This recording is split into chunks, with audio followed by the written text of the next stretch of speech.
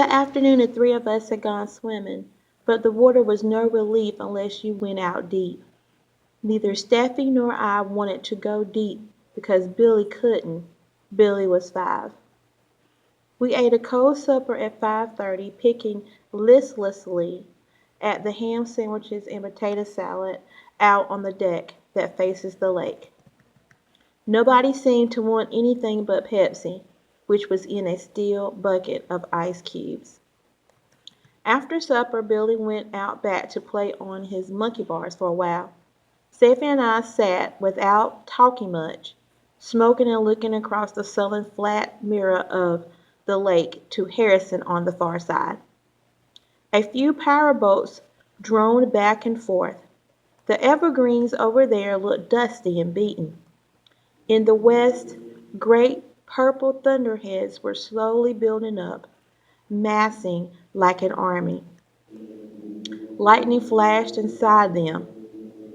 Next door, Brent Norton's radio, tuned to that classical music station that broadcasts from the top of Mount Washington, sent out a loud bray of static each time the lightning flashed. Norton was a lawyer from New Jersey, and his place on Long Lake was only a summer cottage with no furnace or insulation. 2 years before, we had a boundary dispute that finally wound up in county court. I won. Norton claimed I won because he was an out-of-towner. There was no love lost between us.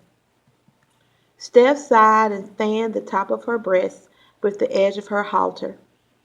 I doubted if it cooled her off much, but it was, excuse me, I doubted if it cooled her off much, but it improved the view a lot. I don't want to scare you, I said, but there's a bad storm on the way, I think.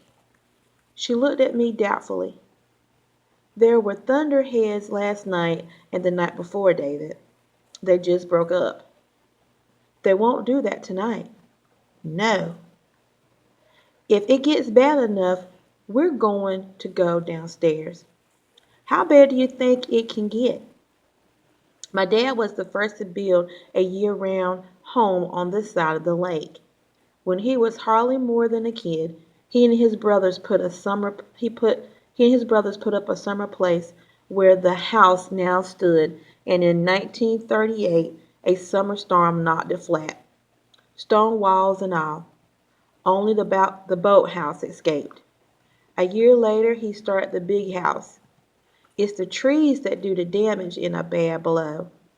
They get old and the wind knocks them over. It's Mother Nature's way of cleaning the house periodically. I don't really know, I said, truthfully enough. I had only heard stories about the great storm of '38, but the wind can come across the lake like an express train.